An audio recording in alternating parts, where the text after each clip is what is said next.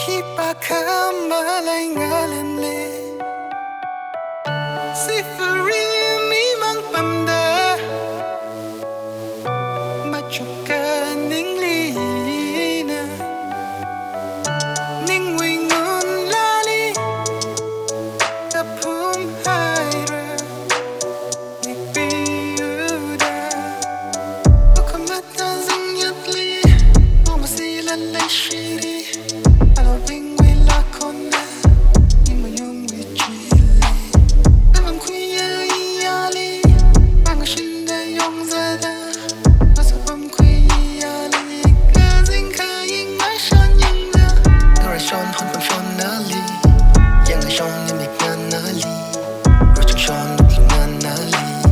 Mikiyip kala shiva ma Oh kakahao Ngachakyang naman Ining na kamachuk naman